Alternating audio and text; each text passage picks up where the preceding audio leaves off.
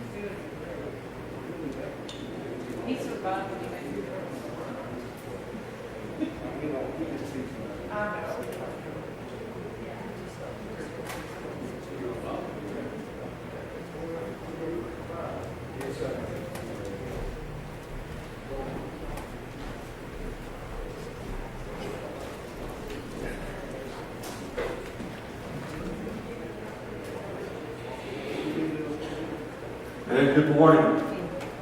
Let me welcome you to First Baptist Church today. Thank you for joining us. I welcome all of you. I'm so glad you're able to be here on this holiday weekend. I'm glad that those of you who are present are able to be here with us. And I welcome all of those of you who are watching on whatever platform you're watching on today. I welcome all of you. And thank you for joining us as we come to worship our Lord and Savior, Jesus Christ. You'll notice around me there are lots of flowers. And they are flowers that were here for a funeral this week, the funeral of Jordan and Allery Estrada. And they were beautiful then. And I want to tell you a little story about them because I want to tie these flowers up with something that will happen today. Today there will be another funeral. Today the funeral of Mrs. Ethelene Burchett. Ms. Burchett was a deacon in our church. She was one of those people who taught so many people about how you serve a cake, how you decorate for incredible things, how you visually worship. She was the one who was in charge of how our church looked every Sunday for years and years and years. She would bring flowers. She took care of our Advent events. She loved flowers. She loved things that were live.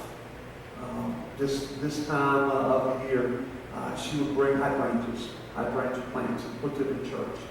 It was always a beautiful thing from out front to out back, and she taught people and passed it on. And she passed that great heritage on. But the reason I want to tie both of those funerals together and all the flowers here is that one of the things that Miss Burchett did is that several years ago she went and volunteered at Smoky Mountain Health and Hospice. And she came up with a wonderful idea that after weddings or funerals or after days when churches had beautiful flowers at their church, that often they would not be used, and she thought about recycling them. And so that on the day after, Smoky Mountain would go around and pick up flowers. And they would be brought in, they would be separated. Danny Jones helps do that. They'd be separated, they'd be put together again into vases, and they would be shared with the people, the clients at Smoky Mountain. Tomorrow, these remaining flowers that will go out will be picked up by Smoky Mountain. And because of something Miss Burchett did, they will be shared with a lot of people. And so to me, it's kind of full circle this weekend of the beautiful flowers as we remember both ladies in our prayers and their families today. We come to worship today, and today is a holiday weekend. This is the 4th of July. And I am reminded of what today means on 4th of July weekend. Because today we have freedom. We have the choice. We got to decide today when we got up what we were going to do. Like we do every day. And today we chose to come to worship. It is one of the great gifts of God that comes through freedom of choice. And today we chose to be here because God wants us to choose us, wants us to choose Him. And so in that choice, we choose today. And we have a country that allows us that freedom of that choice. Today we come to celebrate. That is what freedom is. Be able to choose under the Spirit and auspices of our Holy Savior, Jesus Christ, how we live. So today, on this holiday weekend, I welcome you to worship as we gather here today. I invite you to stand with me as we come to worship. And in these moments, may we worship Him. May we stand. Lord Jesus, now in these moments, as we come to honor you on this holiday weekend, come and speak to our hearts. Renew us to the living of these days. For I pray this prayer now in your precious and holy name. Amen.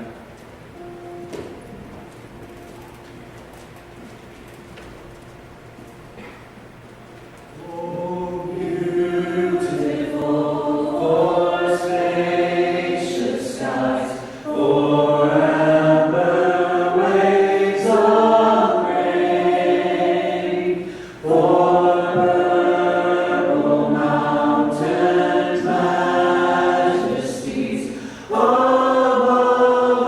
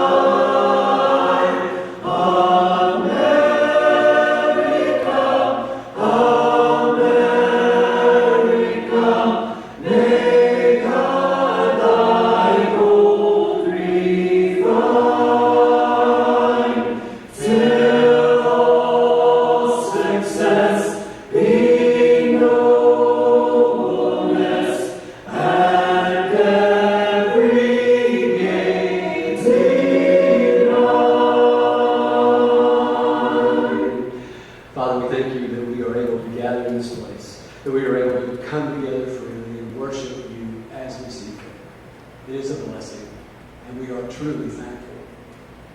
God, I pray that we as citizens will remember our allegiance to you in all things. I love this song as it remembers that our ultimate goal as Christians is to live lives that draw others to you until everyone knows you.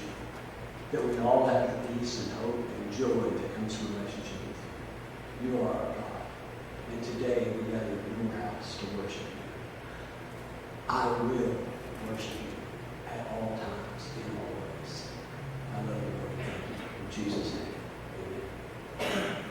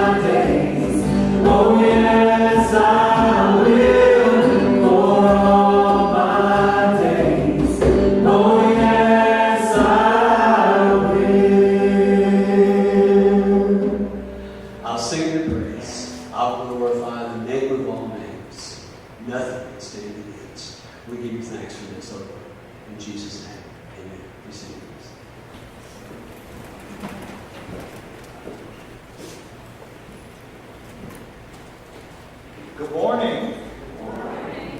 It's time for Children's Church. I'm going to need two volunteers, or two people that I've already set up. Reed, can you come up here and help me? And Brett. Brett, I need you to stand right about where I'm standing. And Reed, I want you to push him back. And Brett, do not let him do it. You have one job, Brett, one job. Okay, so this is an impossible task, right? Thank you guys in return. Good job. Good job. This is an impossible task. Okay, today we're going to talk about David and Goliath. We had David and we had Goliath. Okay, so I think all of us know the story, and I'm glad all you children are here today. The throngs are just amazing. So, in the story of David and Goliath, we have the army of the Israelites on one hill, and we have the army of the Philistines on the other hill. And every day, this giant would come down into the middle of the valley and taunt the army of the Israelites. Say, I am the champion. I'm here in all my armor. I have my sword. I have my spear. I have my armor. I have my shield. Bring out your champion. Come and fight me. And if you can defeat me, we will be your slaves. And every day Goliath came and he taunted the army of God. And he said, you're all cowards. So, and everyone in the Israelite army said, I'm not going down there. You're crazy if you think I'm going down there to fight that. That guy is big. So, day after day this went on. We had this impossible task. Who's going to fight this giant? So one day, David comes to the army. Now, David is not in the army. He is simply a shepherd. He is the youngest of his sons, but his brothers are in the army. And so he comes to deliver food. He's a lunch boy that day. He delivers food. He's meeting with his brothers. He's catching up. And then this giant comes out and starts taunting the army. And David says, what about this, guys? Who's going to go out there and fight him? Not me. No way. That dude is big. Have you seen how thick that armor is? That dude is huge. So no, I'm not going out there. David even goes to Saul and says, who's going to go fight this guy? We don't know. David says, I will. Now David is not a huge person. He's a boy. The Bible says he's a boy. So Saul tries to give him his armor. It doesn't fit. It doesn't work. He says, I've never used this stuff before. I can't fight like this. So he puts the armor away. And he goes and he gets 5 smooth stones. And he puts them in his bag. And then he takes his sling. A sling is not a slingshot. A sling is 2 leather thongs and a big piece of leather, and you put the rock in it, and then you swing it, and you let go of one side, and that rock can go maybe about 100 yards.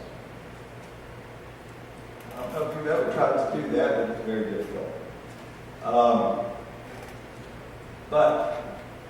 So David has this impossible task, just like Reed trying to move Goliath. So, David, is he afraid? No, he is not afraid, because David knows that he has a secret weapon. And I have another object lesson, because folks, one object lesson is not good enough.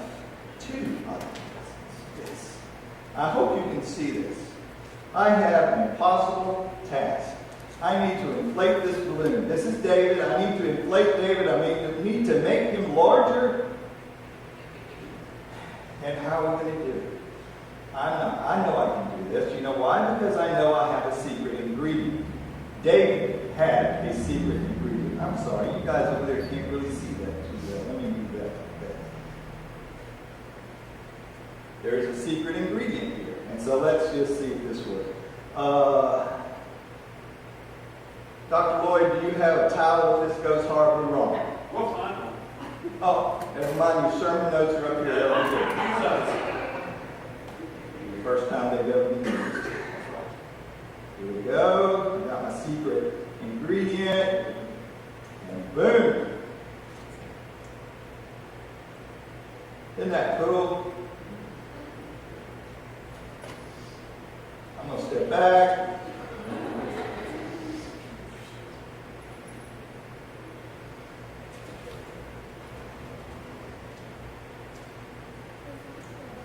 David had a secret ingredient. His secret ingredient was the power of God, the faith in God. He knew that God would be with him. And I'm not going to finish this story. Are you going to finish this story? All right, I'm going to let Dr. Rich finish this story. But I want you all to remember that impossible tasks are not always impossible.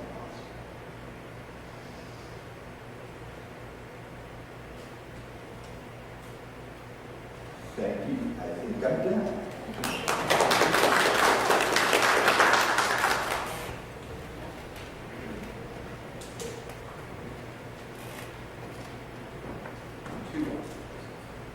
Everybody needs 2 more. Okay, y'all stand with this, please.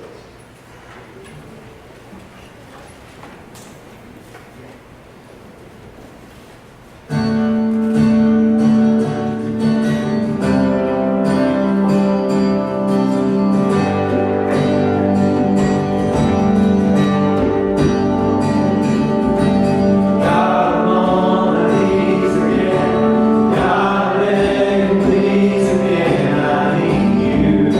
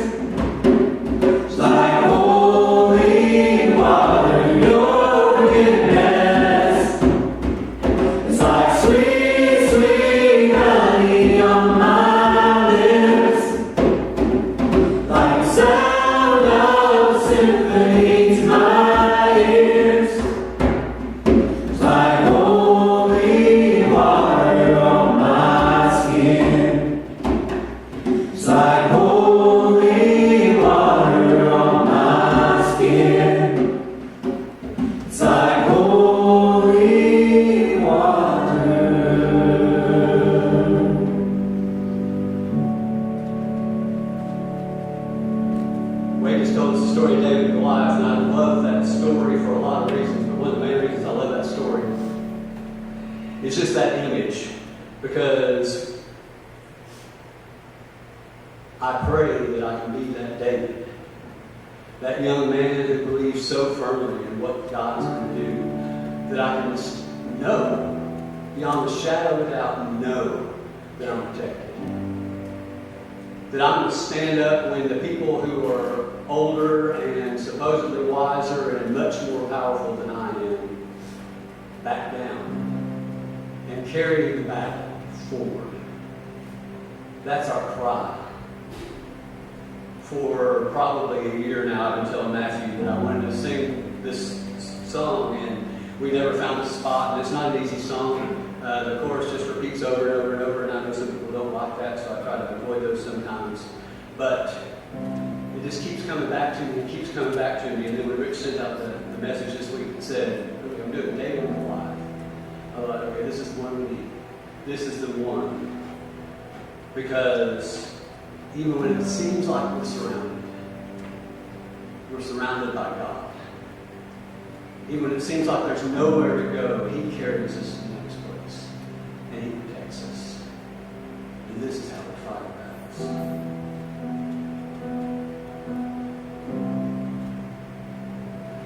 This is how I fight my battle. This is how I fight my battle. This is how I fight my battle.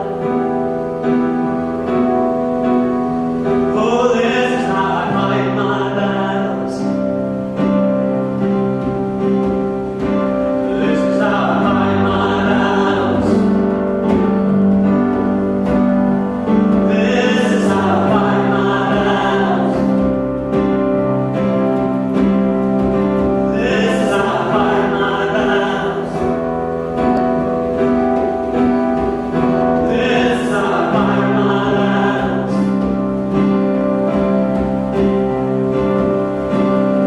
It may seem like I'm surrounded, but I'm surrounded by you.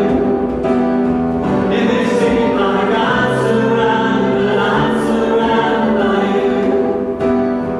It may seem like I'm surrounded, but I'm surrounded by you. It may seem like I'm surrounded, but I'm surrounded by you.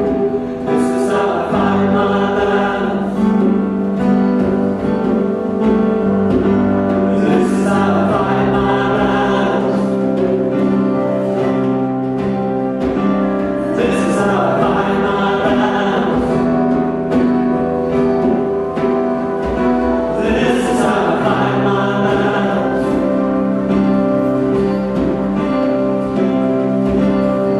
It may seem like I'm surrounded, but I'm surrounded by you.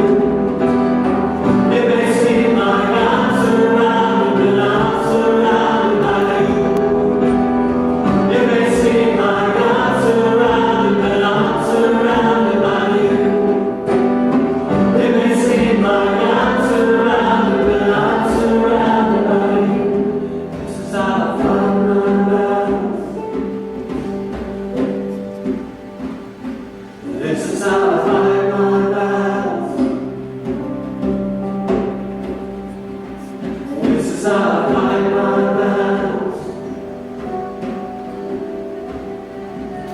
This is how I fight my battles. Oh, it may seem like I'm surrounded, but I'm surrounded by you. It may seem like I'm surrounded, but I'm surrounded by you. It may seem like I'm surrounded, but I'm surrounded by you. It may seem like I'm surrounded, but I'm surrounded by you. Father God, you surround us. You are present everywhere we go, and no matter what battle we face, no matter what stands in our way, no matter how broken and weak we feel, you are there. And we fight our battles by falling on our face before you. lifting your name, proclaiming your Lord. You are our God. We thank you and praise you in Jesus' name. Amen. Be seated.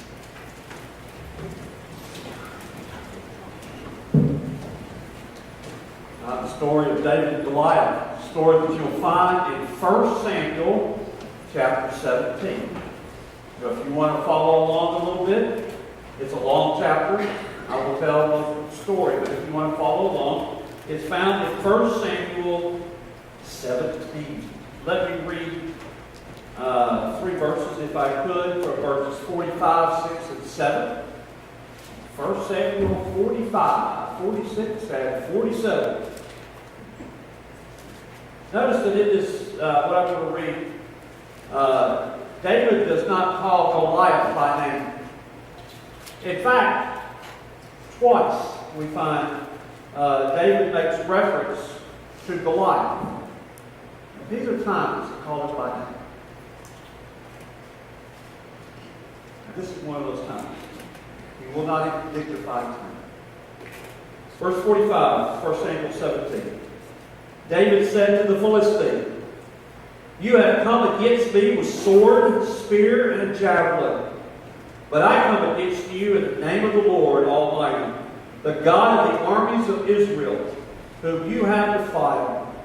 This day the Lord will hand you over to me, and I will strike you down and cut off your head. Today I will give you the carcass of the Philistine armies, the birds of the air, the beasts of the earth, and the whole world will know that there is a God in Israel.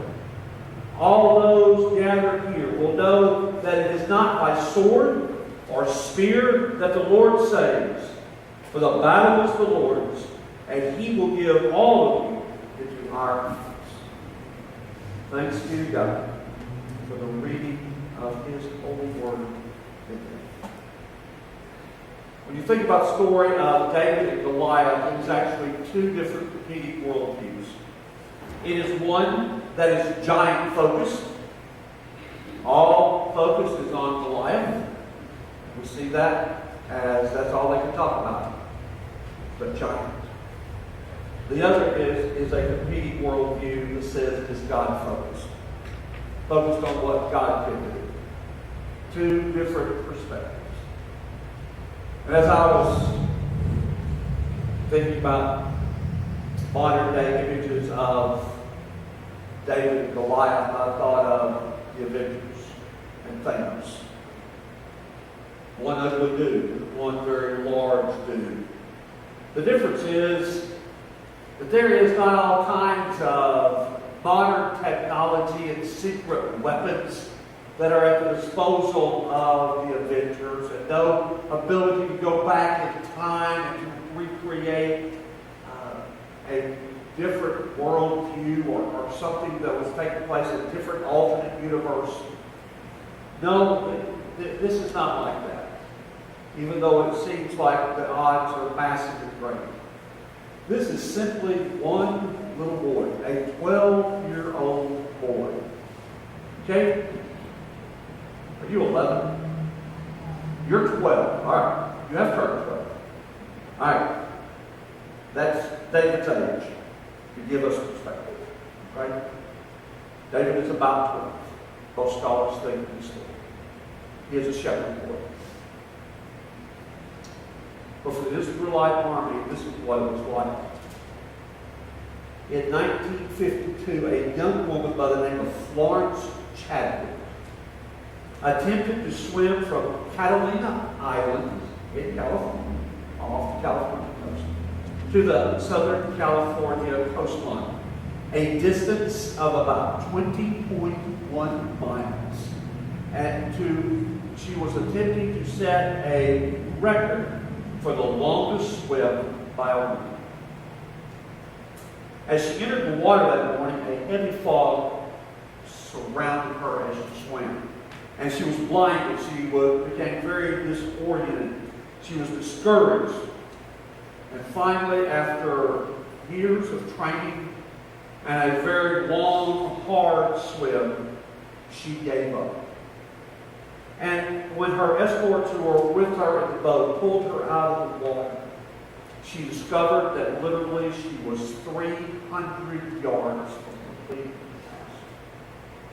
Her only words that she had when she got out of the boat that day was this: all I could see was hopelessness. Just hopelessness.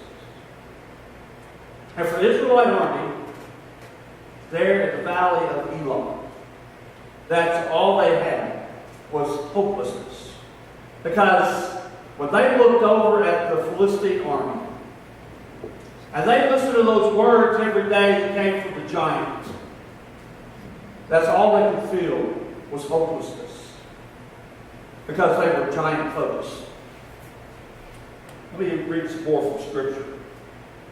A champion named Goliath, who was from Gath, came out of the Philistine camp. His height was 6 cubits and a span. That made him about 9 feet, 9 inches tall. Okay. Look at Matthew over here. Divide him in thirds and put another third on top of Matthew. Okay. That's how big Goliath is. He had a bronze helmet on his head. He wore a coat of scale armor of bronze weighing 5,000 shekels. On his legs he wore bronze greaves. A bronze javelin was slung on his back. A spear shaft was like a weaver's rod, and its iron point weighed 600 shekels. His shield bearer went ahead of him, and Goliath stood and shouted to the ranks of Israel, "Why do you come on and line up for battle? Am I not a Philistine? And are you not the servants of Saul? Choose a man and have him come down to me. If he is able to fight and kill me, we will become your subjects. But if I overcome him and kill him, you will become our subjects and serve us." Then the Philistines said, "This day I defy the armies of Israel. Give me a man and let us fight each other." And on hearing the Philistines' words, Saul and all the Israelites were dismayed and terrified. Hopelessness. Goliath is one big bad dude. Somebody you did not want to be. He was battle dressed. He was prepared for battle from the very tip of his toes to the top of his head. He was battle ready, battle tested, a warrior. He was ready for anyone who would walk out that day. And it was going to be a one-on-one battle. Excuse me. Think about if any of you watch whatever wrestling goes, whatever that moniker goes by, WWE, WCW, whatever. And it's a battle royale and winner take all. That's what we got. We're going to have a battle to the finish, and whoever won, the other army became the servants to the winning army. Winner take all. For everybody to have. And let me tell you, hopelessness reigned. They were dismayed. Saul and all of his army, they feared, they trembled. When this began, the Philistine army was on one side of the hill, big valley between them, and the Israelite army camped on the other side. When Goliath started shouting, said, "Send somebody out," he stood up on this hill and shouted across the hills to the other army. But as days went on, he drew closer and closer. For 40 days, he taunts the Israelite army. And every day, he gets closer and closer and closer to the army. And he gets right in their face. "Here I am. Send me somebody. Send me somebody now." And Saul and his army grew more and more hopeless. They cowered behind whatever they could. And then David arrived. David is a shepherd. He protects the sheep. We see that even as a young man, very young, he had already protected the sheep from lions and bears. And it was his job that day to go and deliver food to his brothers who were part of him. And he did. And he got there, and when he got there, he heard the Philistine hollering. He heard him shout, "Come on, sit somebody down." And so, being an inquisitive young man, he wanted to know what they were going to do about it. He went to Saul. What's going to happen here? What is our plan? What is the plan of attack? He began to inquire. Finally, he said, "Well, I'll go. What about me? I'll do it."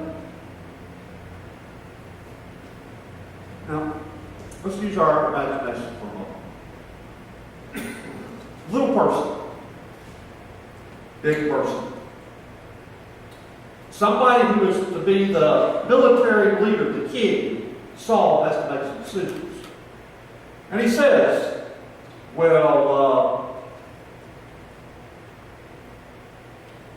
so you really think you want to go face this giant?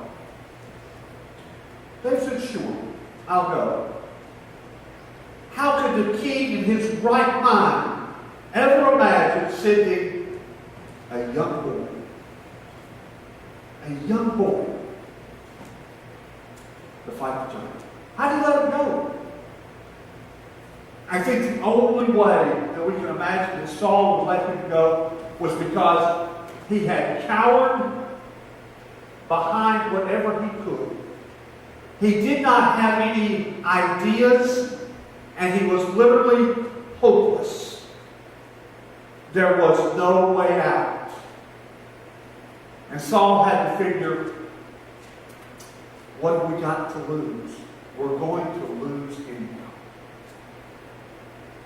And so he says, okay. And he goes and gets armor for David. He's so small, the armor doesn't fit. It weighs more than he does.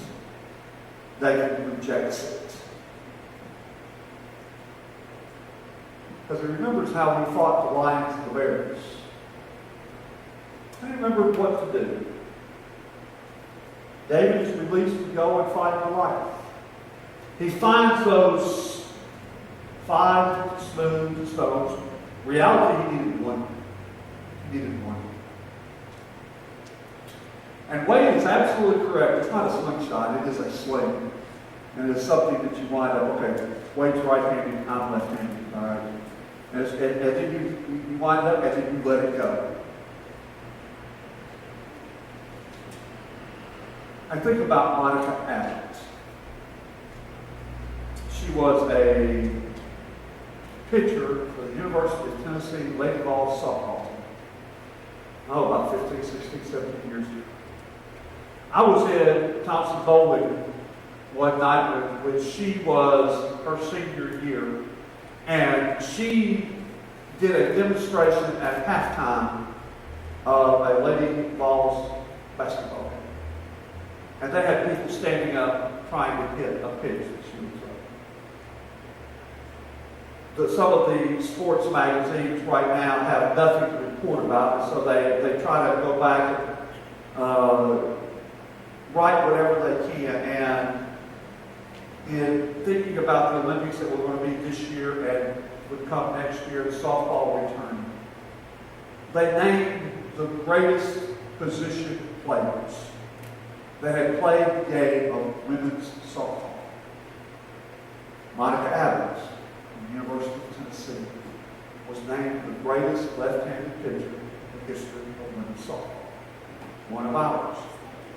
If he would have gone to the Olympics this year, she would have been on that team, even at 37 or 89 years old, however old she is. And probably will be on it next year when they go. I can remember watching her pitch,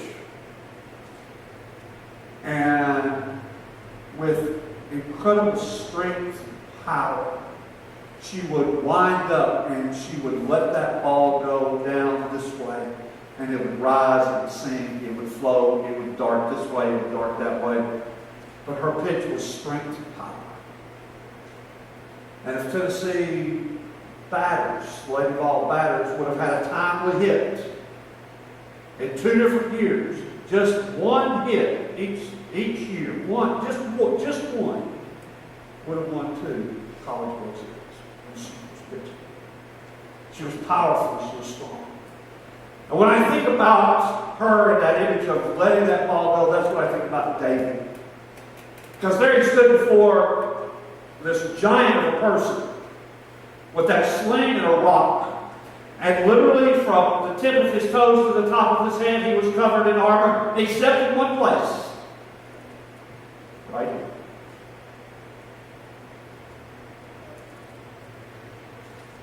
And with the savvy and the strength of spending years, even as a little boy, taking care of sheep on the shepherd's fields, with incredible accuracy and with the presence of the Lord, he wound and threw, and it hit Goliath in the head, and Goliath fell dead.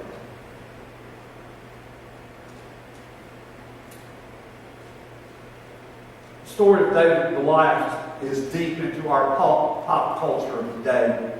It is a story of any kind of underdog, whether it be in sports or in politics, any kind of business adventure, when it's the little guy versus the big guy. The name David and Goliath comes up.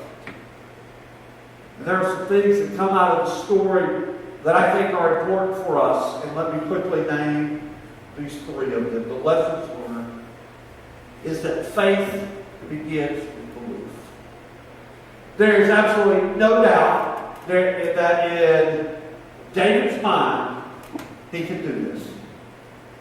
That comes from the conviction of the courage that he has because of the presence of the Lord. And he is willing to put his belief, not just into words, not just into going some places, but he was willing to put it into action. And he was willing to stand in front of that giant. He was willing to go. Belief that we have is faith in action. He didn't just say, I know that can happen. He said, I know it can happen and I will do it. Being God's instrument, God's purpose. He was used by God. He was willing to put his faith into action. And that is what pleases God. In Hebrews chapter 11, it says this, and without faith, it is impossible to please God. Because anyone who comes to him must believe that he exists and that he rewards those who earnestly seek him. And he put that faith into action. Faith is action-based.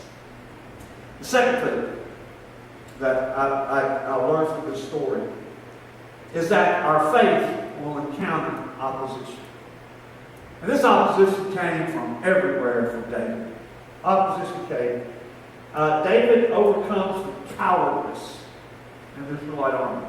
In verses 23-4, it says, and as he was talking to them, Goliath, the Philistine, champion from Gath, stepped out from his lines and shouted his usual defiance. David heard it. Whenever the Israelites saw the man, they all fled from him in great fear. It is amazing how mobs can rule. And I think we're seeing some of that today. And mobs rule. And when people get together, it is so easily to dissuade somebody from their faith. It doesn't take long. And so this one man changed the mob. They said they cowered in fear of him. Yet David stood up and said, not me. Not me. Rick Ward said this, a lie does not become truth. Wrong does not become right. Evil does not become good. just because it is accepted by the majority. David knew what to do. Even with the army that he was representing did not. The second thing that David overcame was criticism from his own brother. Eliab is his brother, and he has shown up. In verse 28, Eliab, David's oldest brother, heard him speaking with the men. He burned with anger at him and asked, "Why have you come? And with whom did you leave those few sheep in the wilderness? I know how conceited you are and how wicked your heart is. You only came to watch the battle." I think big brother was envious of little brother. And he wanted him to go back to take care of the sheep. And yet David withstood even the criticism of his own family. And sometimes our giants are what the mob thinks. And sometimes the giants that we have to overcome are what our own close, personal people in our lives. And so it was for David. Third opposition that he faced was actually from Saul, the king. But as I said last week, was a good man. Did wonderful things for the kingdom of Israel. But this is what he said to David. But David said to Saul, "Let no one lose heart on the account of this Philistine. Your servant will go and fight him." And Saul replied, "You are not able to go out against this Philistine and fight him. You are only a young man, and he has been a warrior from his youth. There will always be people who will question your abilities and your talents. There will always be people who will say, you can't go and do such and such." Even leaders. David had to overcome the giants of people who did not support him. And then finally, David had to overcome the trash talk of Goliath. In verse 42, Goliath looked David over, and saw he was a little more than a boy, glowing with health and handsome, and he despised him. Goliath said to David, "Am I a dog that you have come at me with sticks?" And the Philistine cursed David by his gods. "Come here," he said, "and I will give your flesh to the birds and the wild animals." The enemy will never have anything more than contempt. Nothing more than contempt. And in the story, we realize that we see how God operates. That when we think we are at his weakest point, God in his power takes us when we see that we are at our weakest. And God uses us to proclaim his word. And it's a pretty amazing thing. Because so often, there are so many giants that want us to fail as being God's people. Yet God chooses to take the weak and make them strong. That's the story of David and Goliath. An encouraging word, an encouraging act. I was in this room right here at this school on Friday. Jordan's sister, Jessica, stood up to speak. And she talked about dark days of her life, and some of you know how dark those were. And how life was very, very hard and difficult. And everybody had abandoned him and had left him, except for him. And that was her sister Joy. Even on her darkest days.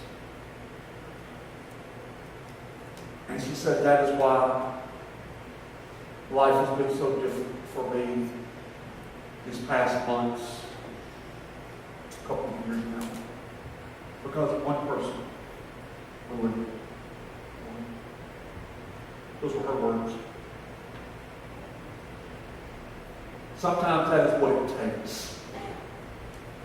And you may be that one person that's going to go against the odds of the mob or your family or people who will try to talk you out of it or even the enemy to make a difference in our world. It just takes one. David had to overcome some odds. And as a result, there was a victory. But I want you to see how that victory took place. In the story, there is never any doubt about what David is going to do. David picks up those stones, and Goliath is running his mouth, waiting for this battle to take place. David is praying. He's asked for the Lord's hand. The Lord has granted it. And he moves straight forward. There is no delay. There is no looking back. There is no more pondering. He moves toward Goliath. That is what I want to be. Someone who will be willing to move toward the challenges that we have in life. Not one who sits back, not one who overanalyzes, but one who has been empowered by the presence of God in his life to move forward. There are a lot of giants out there in the world right now. There's a lot of giants that want to hinder people from doing what God wants us to do. There's greed, there's hatred, there's all kinds of isms that we want to put on the end of words. There's all kinds of name calling.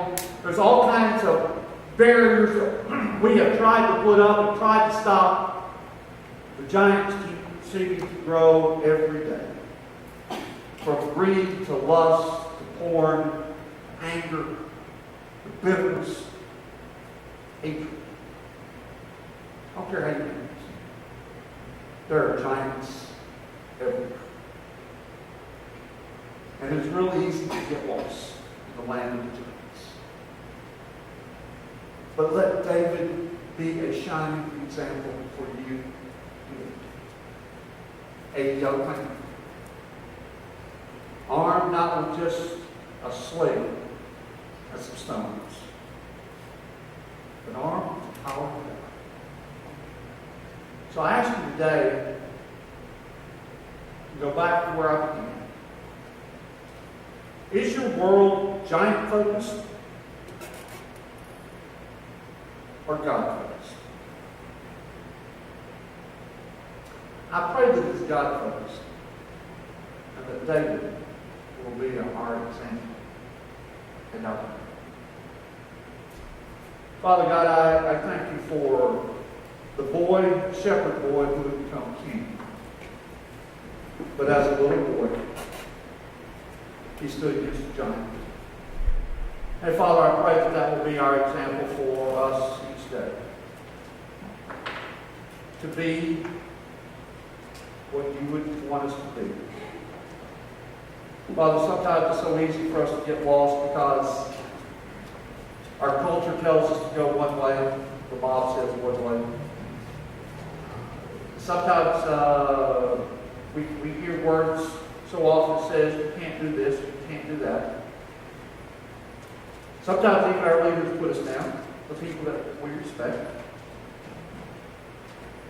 Sometimes when we want to stand up for what is right, we get taunted by the very enemy itself. Giants can be real. The issue is, what are we going to focus on? the giants or what you can do. And Father, I pray that you will give us great courage to be faithful, to be like David, who will not simply use words, but will put his faith into action, and be willing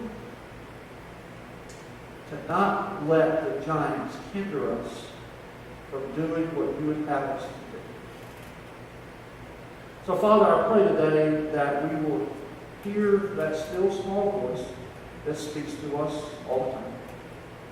I pray that we will have the courage today to act as you lead us.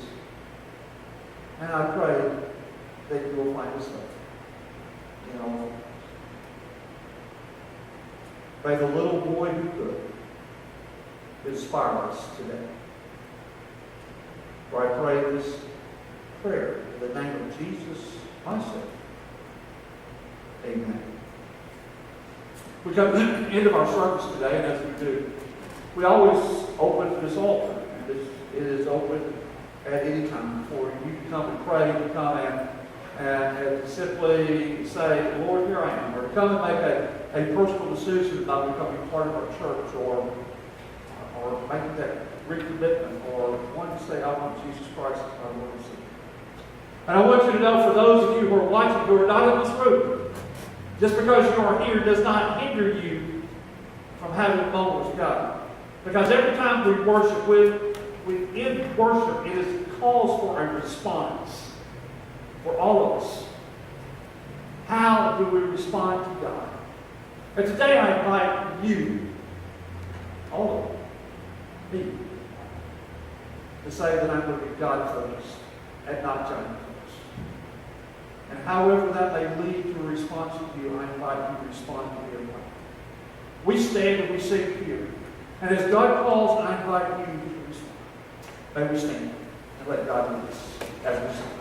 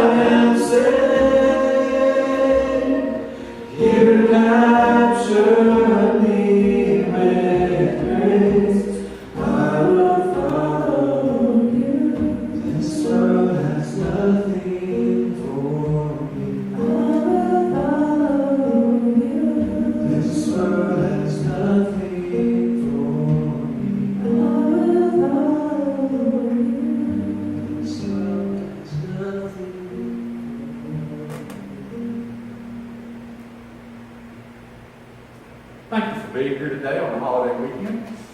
Enjoy the company and fellowship of each other outside. We continue to monitor what we're doing, and please be careful around where you are, and just be smart about coming. If you're not well, please don't come. We will just use best judgment, and hopefully it won't be long until we can have everybody back.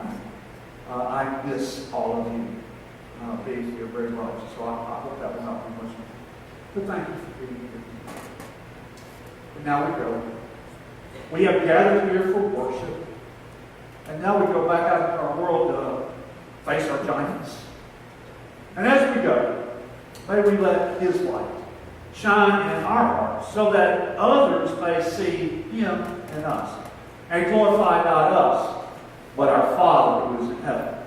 We have gathered for worship, and now we will go in service. Lord Jesus, I thank you for this day. Father, we go now, and as we go, grant us grace and mercy. Give us the peace that passes all understanding. May we be faithful to you in all things, for I pray this prayer now in your precious, powerful, and holy name. Amen.